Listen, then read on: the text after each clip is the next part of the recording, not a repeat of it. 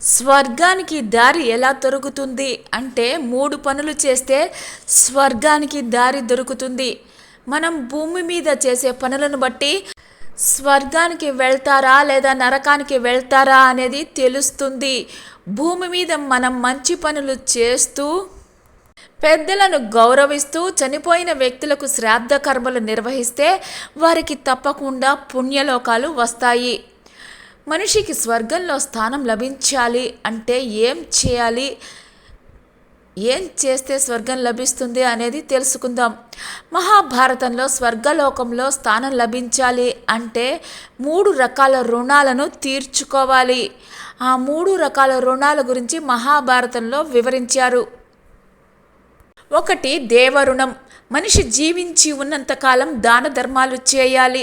దాన ధర్మాలు చేస్తే మనిషికి పుణ్యం లభిస్తుంది. భూమి మీద ఉన్నప్పుడు తమ దగ్గర ఉన్న వాటిని ఇతరుల అవసరాలకి ఉపయోగించాలి.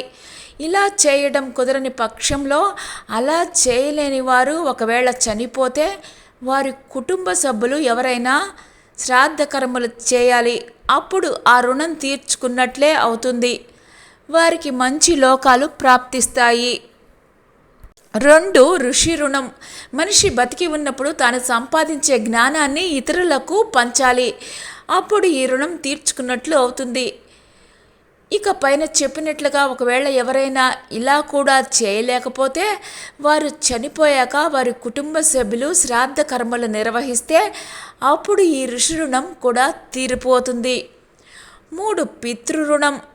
ఈ రుణం తీరాలంటే మాత్రం చనిపోయిన వారికి ఖచ్చితంగా శ్రాద్ధ కర్మలు నిర్వహించాలి. తర్పణాలు, పిండ ప్రదానాలు చేయాల్సిందే. అప్పుడు 3 రుణాలు తీరినట్లయి చనిపోయిన తర్వాత వారి ఆత్మ శాంతిస్తుంది. భూమిపై నివసించే వారి కుటుంబ సభ్యులకు కూడా మంచి జరుగుతుంది. అందుకే ఎవరైనా తమ పూర్వీకులకు శ్రాద్ధ కర్మలు నిర్వహించకుండా చనిపోతే వారి పేరుట ఇప్పుడున్న వారు తమ పూర్వీకులకు శ్రాద్ధ కర్మలను చేయవచ్చు. అలా చేసిన చనిపోయిన వారి ఆత్మలు శాంతించి ఇప్పుడున్న వారికి కూడా మంచి జరుగుతుంది.